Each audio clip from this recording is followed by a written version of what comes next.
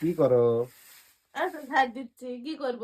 গরিব মানুষ, বাড়ি ঘর টিন ফুটা, পানি পড়ে, এটি পানি পড়ে, ওটি পড়ে, বাড়ির মধ্যে ছাওয়া নাই, পাতা পরে বৃষ্টিতে মাখিয়ে গেছে, সে ঝাড় দিচ্ছি, কি করবো? ও না, ওই তো কাম করছি কয়েকদিন ধরে, সে টেকা দেয় নাই।